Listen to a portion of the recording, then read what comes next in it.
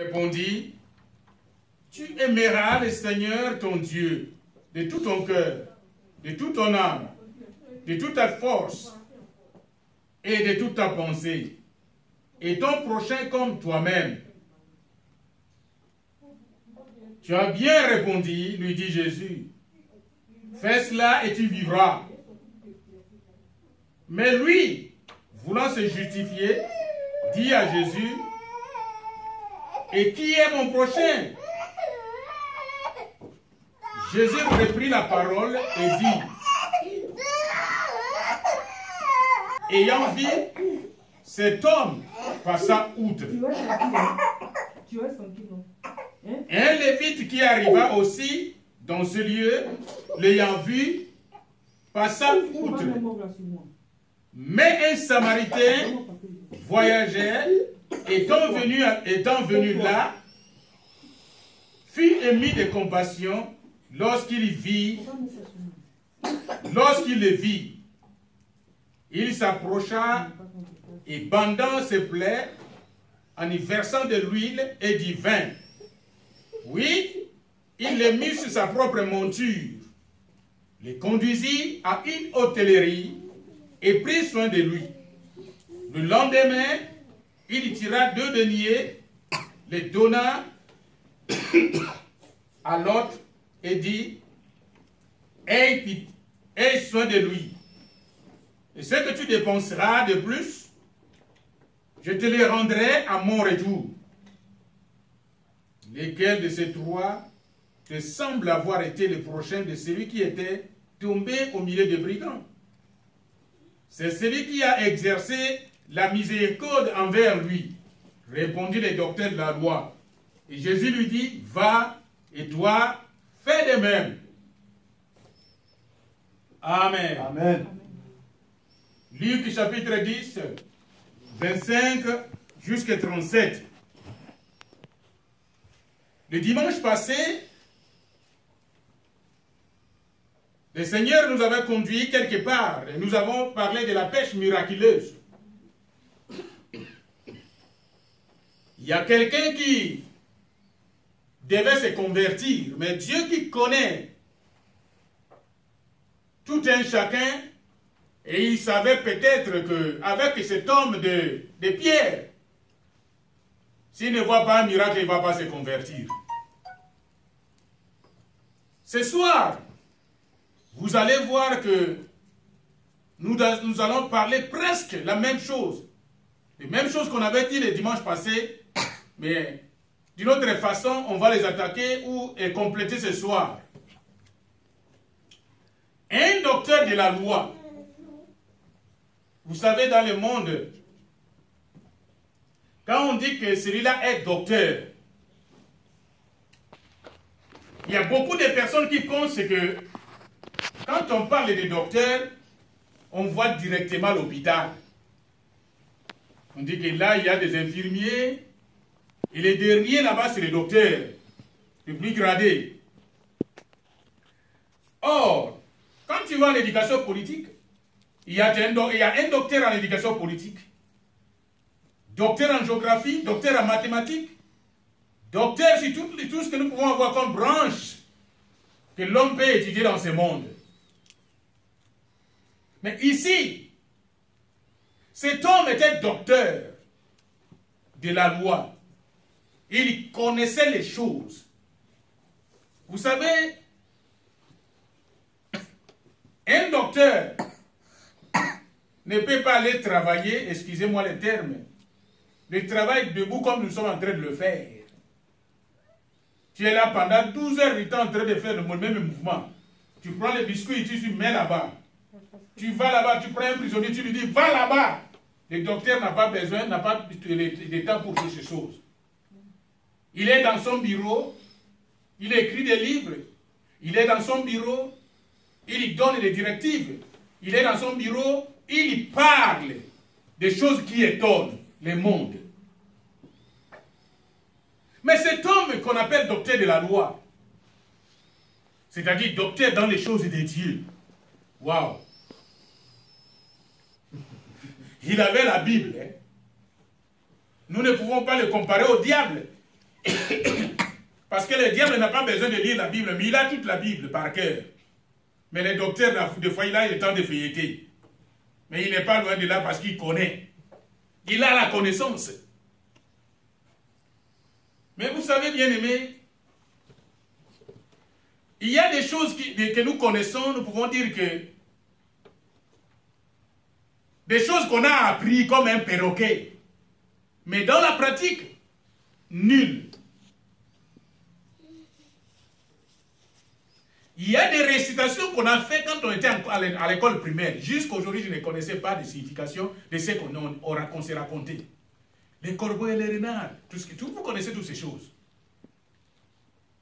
Mais quand on fait ces choses, on ne connaissait pas l'explication. Ça voulait dire quoi? Un Français peut-être. Mais les autres qui se débrouillaient, ils parlent d'autres 1000 langues à la fois. Mais le français qu'ils sont allés apprendre, c'est seulement des récitations.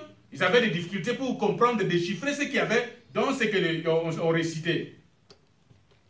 Mais ici, celui qui était censé transmettre la parole de Dieu à tout le monde, la parole de Dieu dans les églises, la parole de Dieu dans la cité, lui aussi, je pense qu'il fut comme un perroquet parce que la pratique, il y a des choses qui lui échappaient dans la pratique. La Bible nous parle de ces Samaritains et ces docteurs de la loi. La Bible dit que quelque part, dans la nuit, dans la journée, on ne sait pas.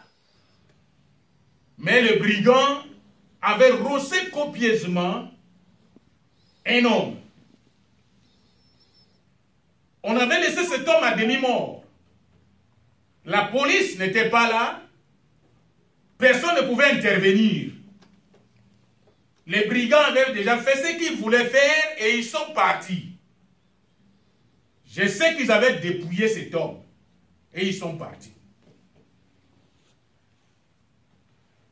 Le matin, ou à un moment donné, voilà un docteur de la loi qui se promène.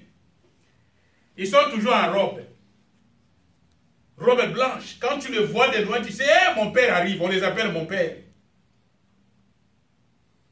Il maîtrise la parole. Il a la parole, mais la pratique zéro. Il regarde de loin. Il dit, mais ça c'est la forme d'un homme. Il dit, oui. Il s'approche. Il voit le sang qui coulait partout.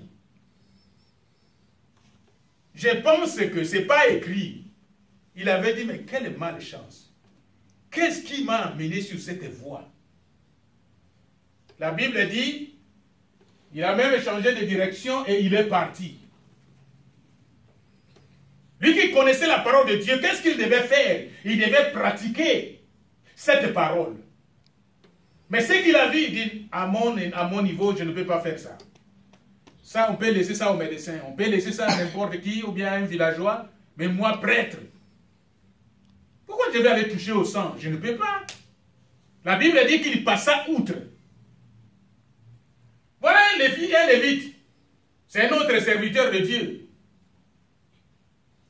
Lui aussi s'est promené, il arrive là, il voit la même personne, à la même endroit. Je m'excuse. La personne ne pouvait pas bouger ou se déplacer à cause des coups qu'il venait de recevoir. La Bible dit il passa outre.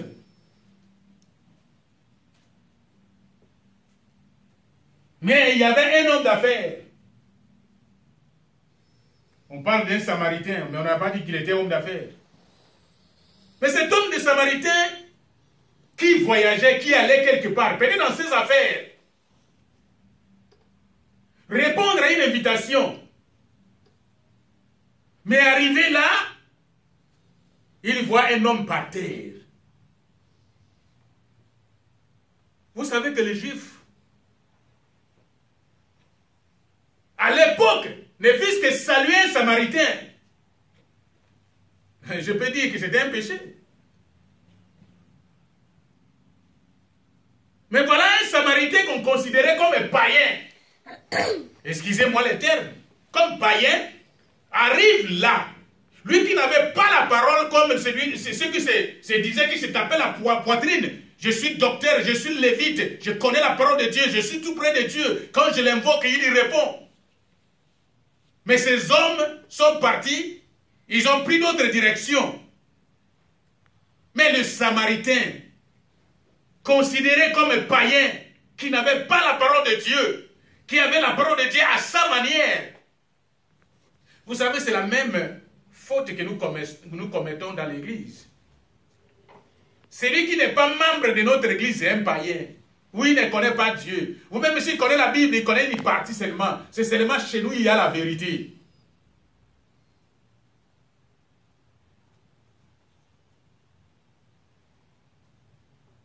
Les Samaritains arrivent là, la Bible dit, il s'arrête, il met son moyen de transport à côté. Il a parqué son moyen de transport pour trouver la solution. Trouver une solution à la personne qui était par terre, qui ne pouvait pas faire un mouvement de lui-même.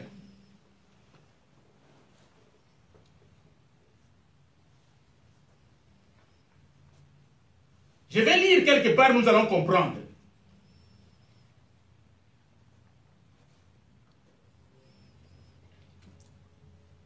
Le verset 31, un sacrificateur qui, par hasard, descendait par le même chemin, ayant vu cet homme passa outre. Un lévite qui arriva aussi dans ce lieu, l'ayant vu, passa outre. Mais un Samaritain qui voyageait, étant venu là, fit émis de compassion. Il fit émis de compassion. Bien-aimé, si tu as la compassion pour les autres, bien-aimé, je te dis que tu peux prier pour quelqu'un peut retrouver sa santé. Tu peux prier pour quelqu'un peut avoir la solution à son problème. La Bible nous dit, chaque fois que Jésus allait dans ses déplacements, ses mouvements, avant de prier pour quelqu'un, dans beaucoup de cas, la Bible dit, émis de compassion. Jésus avait la compassion. Il prenait la situation de la personne qui est devant lui, comme si c'était sa propre situation, comme si c'était ton propre problème. Et quand tu prends la situation de ton frère, quelque chose qui se passe dans la vie de ton frère, quelque chose qui n'est pas normal, tu prends la situation comme ta propre situation dans la prière, tu vas voir la main de Dieu dans ta prière. La Bible dit, quand cet homme est arrivé, émis de compassion, il a eu pitié de celui-là. Mais entre un pharisien, excusez-moi, entre un samaritain, un lévite et un docteur de la loi, qui devait avoir vraiment la vraie compassion? Je pense que c'est celui qui connaît Dieu. Celui qui se tape la poitrine, qui dit que lui, il est de Dieu. C'est celui-là qui devait avoir la compassion. Amen. Amen. Je vais vous poser une question. Entre nous, nous travaillons dur dans ces pays pour payer nos factures. Tu reviens du travail. Tu arrives à la maison 30 minutes après, quelque chose se passe dans la maison, ton enfant tombe malade. Tu vas dire à ton enfant, attention, hein, tu sais que je travaille le matin, tu vas rester là. On va voir ça demain. Moi, je dois dormir parce que je travaille le matin. On va dire ça. On va oublier la fatigue. On va embarquer son enfant dans la voiture. On va l'amener à l'hôpital. Bien aimé, si ton frère t'appelle, ta soeur t'appelle, j'ai une situation. Je ne vois pas où je vais trouver la solution. Qu'est-ce que nous devons faire? Nous devons faire comme nous avons fait pour notre propre enfant. Parce que celui-là est notre prochain. Moi, je vais vous poser la question. Qui est notre prochain? Hein? C'est entre nous ici à l'église. Oh, frère, parlez bien. C'est pas entre nous ici à l'église? Ou nos membres de famille? Notre prochain, c'est tout le monde. Alléluia. J'ai dit bien notre prochain, c'est tout le monde. Il faut éviter de faire ceci, comme dans d'autres endroits, en Afrique, où on dit, toi tu veux aider cette personne. Est-ce que tu connais son état d'âme? Qui t'a donné le thermomètre de mesurer les états d'âme des d'autres personnes? Tu vas penser qu'il est un hypocrite. Il est juste, or c'est un hypocrite. Tu vas l'aider. Est-ce que tu connais son état d'âme aussi? Quand Jésus parle de son prochain, il n'y a pas d'état d'âme dedans. Si quelqu'un est en danger, c'est ton prochain. Qu'il soit voleur, qu'il soit je ne sais quoi, c'est ton prochain. Tu dois intervenir. Comment je vais intervenir? Parce qu'il y a un sorcier, il y a un voleur qui veut se noyer, puis moi je vais le sauver. Est-ce que tu sais, par ton acte, si cet homme va se convertir? Ton prochain, c'est qui? Est-ce que c'est les chrétiens ou bien païens? Moi, je dis c'est tout le monde qui est notre prochain. Quand tu vas prendre l'avion, parce que tu es chrétien, tu poses d'abord la question, dis-moi, toi, pilote, tu es de quelle église? Tu as déjà posé cette question? Non. Et nous savons que la plupart de tous ces pilotes sont des magiciens. Mais nous acceptons de prendre place à bord. Qui est le patron de l'avion? C'est lui. Tu es enfant de Dieu, on est en train de transporter par un magicien. Et puis tu acceptes. Bien-aimés, nous devons faire très attention. Amen. Amen. Dans toutes les sociétés où nous travaillons, les propriétaires de ces sociétés sont des magiciens. Mais on est là. Fais ta part, ce que Dieu te demande de faire. Tout le monde est ton prochain. S'il est en danger, s'il est en difficulté, interviens. Pourquoi Dieu t'a choisi? Pourquoi Dieu t'a mis sur la direction de cette personne? C'est parce que Dieu savait que tu seras capable de faire quelque chose. Nous sommes là? Amen. Notre prochain, ce n'est pas mon enfant. Ou ce n'est pas seulement mon enfant, ce n'est pas seulement ma femme. Mon prochain, c'est tout le monde. Et surtout que nous sommes en Christ, ça c'est trop grave encore. Et quand vous regardez bien, ces bêtises viennent seulement des chrétiens. Oh non, lui il est musulman. Oh non, lui il est, je ne sais pas, bouddhiste. Il n'est pas mon prochain. Il est ton prochain quelque part. Ici, chacun a son spécialiste comme médecin. Est-ce que tu sais, tu connais l'état d'âme de ces médecins qui te soignent? Tu les connais? Non.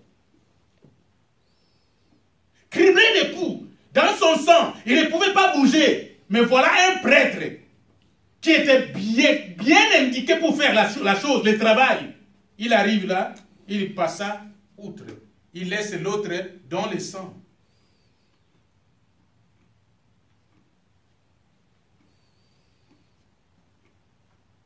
Bien-aimé, il y a une image qui circule dans le net. C'est la vérité. Un chien qui se promenait et une fille ou bien une femme venait d'accoucher, il a jeté son enfant. La femme a pris la fuite.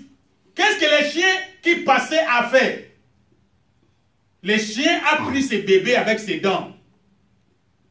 Le chien a entraîné cet enfant, ce bébé, quelque part. Quand les hommes l'ont vu, il a déposé les bébés. Les gens pensaient qu'il allait les manger, mais il a fait son travail. C'est le travail de l'homme. C'est un homme et une femme qui pouvaient faire ce travail. Mais un chien qui n'a pas l'esprit, regardez ce qu'il est en train de faire. Nous aussi, remplis de cet esprit jusqu'aux dents, nous voyons quelqu'un qui est en danger, nous passons outre. Parce que, non, mais il n'est pas de notre congrégation, il n'est pas de notre église, il n'est pas mon prochain. La Bible dit, Jésus a posé la question au docteur de la loi. Parmi les trois, qui a pratiqué la parole de Dieu? Il dit, c'est celui qui a aidé celui qui était tombé par terre. Et qui l'avait aidé? Ce n'était pas un serviteur de Dieu, mais un Samaritain. Amen. Amen. Un Samaritain. Bien-aimé, si nous prions, détrompez-vous. Détrompez-vous. Quand on dit que, moi j'ai prié toute la nuit, Par semaine, je prends 3 jours dans la prière, jeûne et prière. Je ne sors même pas. Je lis la Bible matin, midi, soir. À genoux 7 fois par jour. À l'église, je suis le premier, je quitte le dernier. Je vais voir tout correcter. La propriété dans l'église avant de quitter. Tout ça, c'est une bonne chose. C'est bon, c'est bien. Mais je vais vous dire, il y a d'autres portions qui manquent. Si tu n'as pas l'amour dans la cité pour ton prochain, je pense que ce n'est pas parce que tu as parlé de l'église que tu vas aller au ciel. Que tu vas rencontrer Jésus au dernier jour. Vous savez, la Bible dit, tu vas arriver là, Jésus te dit, je ne te connais pas. Toi, tu vas lui dire, mais le miracle que j'ai fait là-bas, c'était pas en ton nom. Quand j'ai prêché là-bas, ce n'est pas ton nom. Mais il va te dire, je ne te connais pas. Qui a pratiqué? La Bible dit le lendemain, il s'approcha et banda ses plaies et en y versa de l'huile et du vin. Puis il le mit sur sa propre monture, le conduisit à une hôtellerie et prit soin de lui. Le lendemain, il tira 2 deniers, les donna à l'hôte et dit, aie soin de lui, et ce que tu dépenseras de plus, je te les rendrai à mon retour. Lesquels de ces 3 te semblent avoir été les prochains de celui qui était tombé au milieu de brigands? C'est les Samaritains. Amen. Amen. Amen.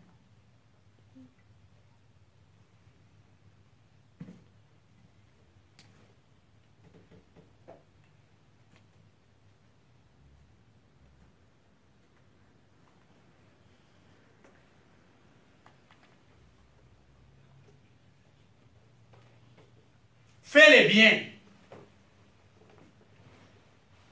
Fais les biens, ce n'est pas seulement donner l'argent à quelqu'un. Aider quelqu'un, ce n'est pas seulement donner un endroit à quelqu'un, soit pour venir manger à midi ou dormir. Non. Fais tout ce que tu penses que c'est bien devant Dieu. Amen. Amen. Tout ce que tu penses que c'est bien devant Dieu.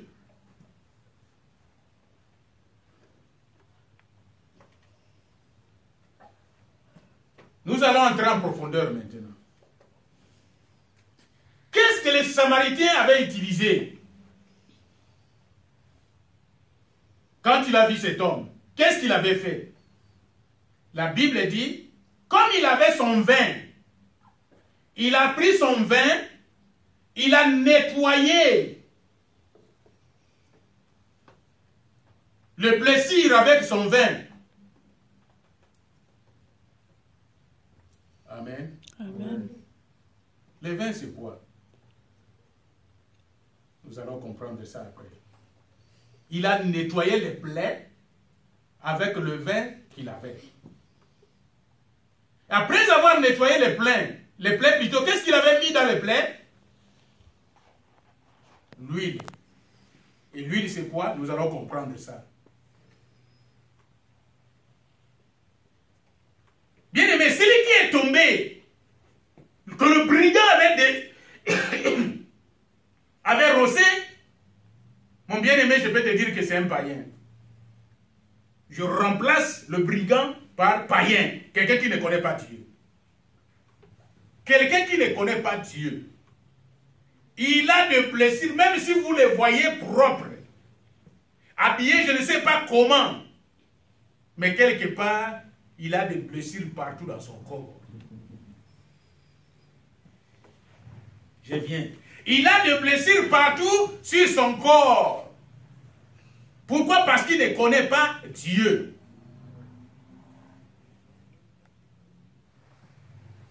Mais pour que cette personne soit sauvée, soit délivrée, il lui faut la parole.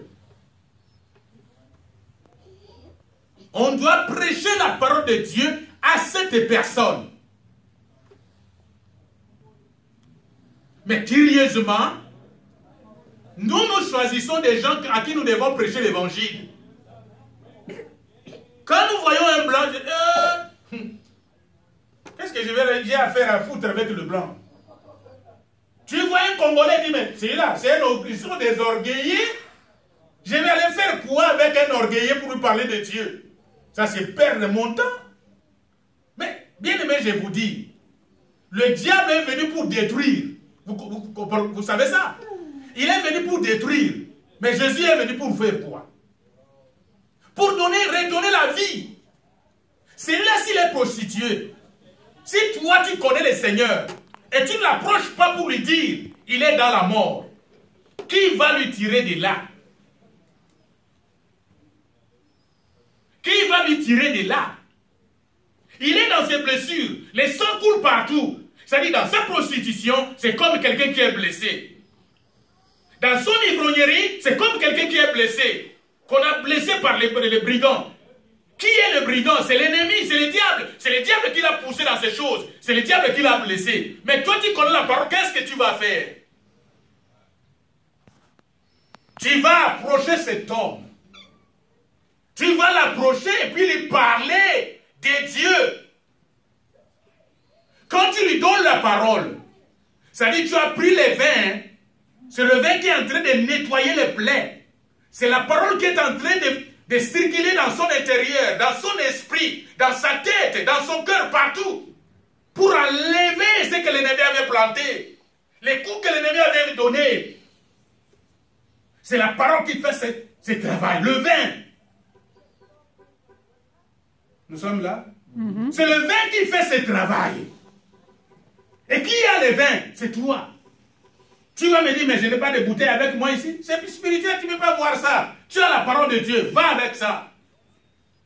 Il y a une maman qui écoutait toujours la parole de Dieu, mais qui ne savait pas lire. Je pense qu'il avait déjà dit ça ici. Il dit, pasteur, toi tu dis toujours, nous devons aller évangéliser. Mais tu dis, donne toujours une phrase qui dit, dans le livre de Jean, chapitre combien? 3,16. Dieu a quoi?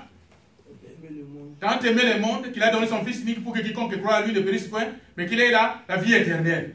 Il dit, c'est écrit où? Le pasteur, il ouvre sa Bible et dit, c'est ici. Il dit, ah, c'est ici, ok, mets un signe là-bas. Et la maman a fermé la Bible et elle est partie. Parce qu'elle était chrétienne. Elle cherche les gens qui sont criblés de coups. Les gens que l'ennemi fatigue. Les gens que l'ennemi a frappés. Et il arrive quelque part, elle arrive quelque part, elle rencontre un étudiant. Elle n'a pas eu le temps de dire, moi je suis illettré, mais celui-là il va à l'université. Le français qui va sortir là, moi je ne sais pas comment je vais lui répondre. Elle s'en fout de tout ça. Elle arrive devant l'étudiant. Elle dit, mon fils vient. Il dit, mon fils, j'ai un problème. Je ne sais pas lire. Mais voilà mon livre ici. Si tu peux me lire ce qui est écrit ici. Le fils prend position. Parce qu'il est universitaire. Il doit prouver à la maman qu'il est universitaire. Il commence. Dieu a tant aimé le monde qu'il a donné son Fils unique pour que quiconque croit en lui ne périsse point, mais qu'il ait la vie éternelle. Et la maman de dire, et toi tu dis quoi? Tu as fini de lire, tu dis quoi? L'étudiant s'est converti. Nous sommes là? Amen. C'est tout ce qu'il avait comme moyen, tout ce qu'elle avait comme moyen. Mais comme ça vient de l'intérieur, Dieu va mettre son sceau, son cachet dedans. Et la personne se convertit. Nous sommes là? Oui. Nous sommes là? Oui. Ne dis pas que je suis un enfant. Ne dis pas que je ne suis qu'une femme. Ne dis pas que je n'ai pas de grade dans l'église. On n'a pas besoin de grade pour amener quelqu'un au ciel.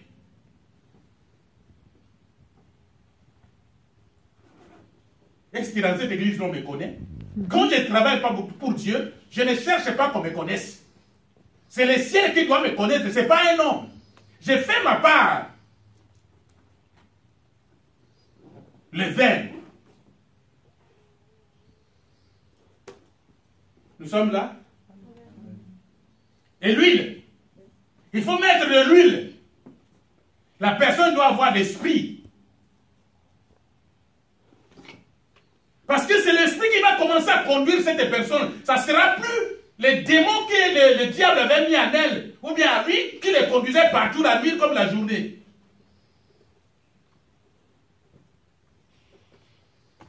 Regarde les dégâts que les Africains sont en train de faire aux États-Unis et partout de par le monde, en dehors de l'Afrique.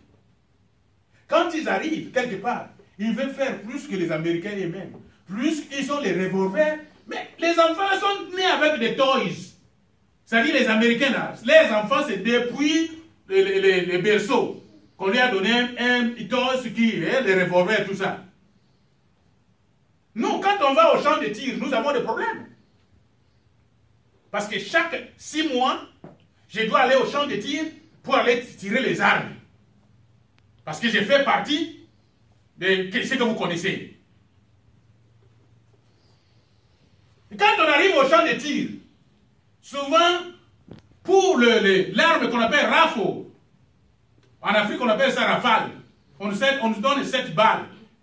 L'objectif est là-bas. On nous dit de tirer. Quand un enfant américain prend son arme pour tirer, 7 dégâts. Mais nous autres, quand on tire, ça va là-bas. Il faut t'écarter, sinon ça va te prendre. Pourquoi? On n'a pas l'habitude de faire ça chez nous. Nous sommes là. On n'a pas l'habitude. Mais nous sommes enfants de Dieu. Nous avons l'habitude de prier, de faire tout ce que nous pouvons faire avec notre Dieu. Mais allons montrer aux autres. Ils ont besoin de l'huile, ils ont besoin du vin. Ils ont besoin de la parole. Ils ont besoin de l'huile parce que c'est l'huile qui va conduire cette personne maintenant. Qu'est-ce que le Samaritain a fait? Il a pris la personne blessée, il a mis la personne sur sa propre monture. Hein? Ma voiture. Oh, tel que Chantal, comment je clean ma voiture là. Hein? Et puis je vais prendre quelqu'un qui est blessé avec son sang, lui mettre dans ma voiture. Excusez-moi, vous trouvez ça normal? Un païen est capable de faire ça, mais toi, chrétien, tu dis ma voiture est propre. Je ne peux pas. Quand quelqu'un arrive chez toi, tu fais quoi? Tu prends un verre qu'on n'a pas lavé 10 jours. Tu sais, là, tu mets de l'eau pour servir la personne qui est arrivée. Tu regardes les personnes qui arrivent d'abord. Et celui-là, le verre que j'ai gardé il y a 5 ans qu'on n'utilise pas. Tu vas prendre ça, cleaner et puis donner de l'eau. Mais tu regardes quelqu'un qui... c'est comme s'il vient de toucher à la boue. Tu vas chercher un gobelet qu'on a négligé 20 ans en dessous de la cuisine là. C'est vrai qu'on va prendre, nettoyer rapidement pour servir de l'eau. Attention. Tu ne sais pas, peut-être c'est un ange qui est là. Il a mis la personne dans sa propre monture. C'est à cause de la compassion. La compassion a entraîné cet homme à considérer celui qui était blessé comme si c'était lui-même, une partie de lui-même qui est blessé. Il met cette personne sur sa monture. Il sait qu'après, il va aller laver le sang dans sa monture. Quel exemple! Et bien aimé, Amen. Il va faire quoi? Il amène la personne à l'hôtel. Avec son argent. Je dis bien, avec... La personne n'a pas ouvert la bouche pour dire donne-moi. Avec son argent. Est-ce que vous savez, cet argent, si c'était pour son commerce? Vous savez si c'était pour acheter une nouvelle maison? Vous savez si c'était pour payer une dette? Mais les problèmes qui étaient là dépassaient tout ce qu'il pouvait faire avec cet argent. Parce que si tu peux avoir un projet, quelque chose de brusque t'arrive, bien aimé, tu vas dire, oh non, il faut que je cherche d'autres moyens, mais ça, j'ai gardé ça pour les projets, ça doit rester toujours là. Tu vas mourir et puis l'argent va rester. Qu'est-ce qui va se passer? Cet homme va prendre l'argent dans sa poche, payer l'hôtel. Et il est resté passer la nuit avec cette personne à l'hôtel. Pour veiller à son état. Tu ne connais pas la personne. Mais parce que c'est ton semblable. tu fais toutes ces choses. Bien-aimé, lors de son départ, qu'est-ce que la Bible dit? Il va prendre encore 2 deniers pour remettre à qui? Au responsable de l'hôtel. Il dit, prends soin de cette personne jusqu'à ce que je veux revenir. Si tu, dans le 2 deniers que je te laisse, si tu gaspilles plus, c'est-à-dire si tu mets encore quelque chose qui viendra de ta poche, à mon retour, je vais te payer. Et vous savez, ça veut dire quoi? Écoutez, je vais vous expliquer quelque chose. Le dédaigné, après avoir prêché l'évangile à quelqu'un, tu fais quoi? Tu lui donnes des moyens. Si tu ne peux pas avoir ces moyens, mais tu lui dis, va acheter une Bible. Dans la Bible, on va trouver quoi? On va trouver le Nouveau Testament et l'Ancien Testament.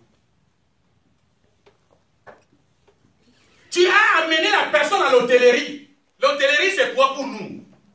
La place, tu vas laisser un prostitué, une prostituée, un voleur, un brigand, c'est à l'église. Tu dis au pasteur, pasteur, voilà cette personne. Occupe-toi de cette personne. Et maintenant, les choses changent. Le Samaritain devient Jésus. Comment? Il dit, je m'en vais. Et à mon retour, je vais te payer. Jésus va te payer à son retour. Nous sommes là. Il va te récupérer. Ça, c'est ton paiement. C'est ton salaire. Il va te prendre. Il dit, je m'en vais. À mon retour. Est-ce que nous savons si la personne va aller mourir là-bas? Mais il parle avec assurance. Il dit, à mon retour.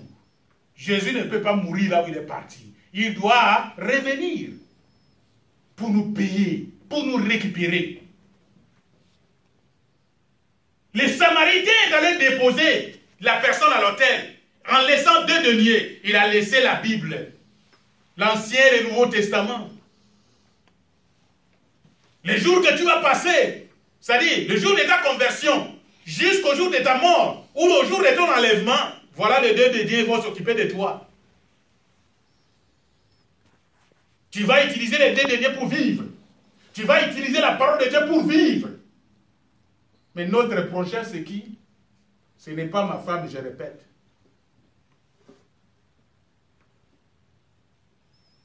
Tu vas arriver chez un Américain, il va te dire qu'il a 3 enfants. Mais tu lui dis, tu peux me présenter les 3 enfants? Il dit, voilà, ça, c'est Yvan. Et ça, c'est Blessing.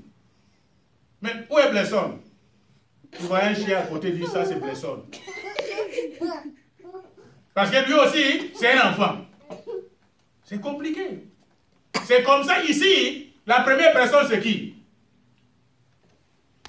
C'est l'enfant. 2e, la femme. 3e, c'est qui? Vous ne connaissez pas. Vous vivez dans un pays, vous ne connaissez pas comment ça se passe? Quand tu vas chez l'État, permettez que j'appelle l'État. La première personne pour l'État qu'il considère, c'est l'enfant. C'est la priorité. La 2e personne, c'est la femme. Vous devez me donner le nom de la 3e personne. Ah, voilà. Et l'homme vient en 4e position. Loin là-bas. C'est pourquoi on nous met toujours en quarantaine. La femme prend le téléphone, 911. 911 arrive, elle dit, cet homme-là, je ne vais pas le voir ici. Quarantaine. Tu arrives pour voir tes propres enfants. Ils sont là. Tes propres enfants. Oh. Bien-aimé, ton prochain, c'est qui? C'est tout le monde. Je dis bien, c'est tout le monde. Dieu met d'autres pays païens dans des positions bizarres et compliquées pour qu'ils se convertissent. Et toi, chrétien, tu passes là, tu dis, ah, c'est là que je le connais. Si je l'aide et quand il va quitter son ivresse, je serai le premier qu'il va tuer. Non, il ne faut pas faire ces choses. Profite de l'occasion. profite de l'occasion, peut-être cette personne va se convertir. Amen. Amen. Que Dieu nous aide. Inclinons, nous allons prier.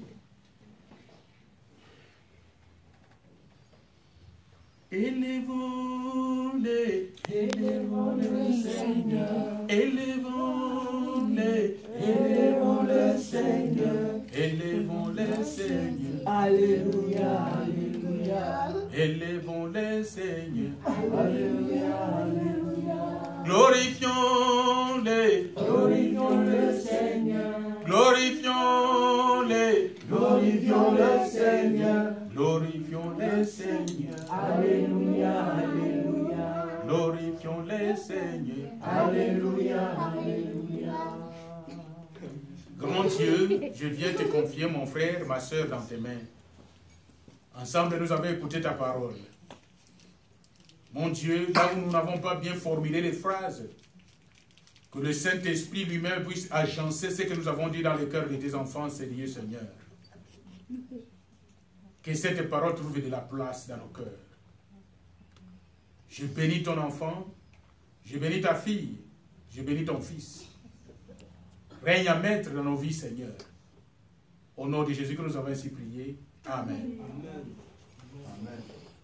Amen. Amen. Amen. Amen.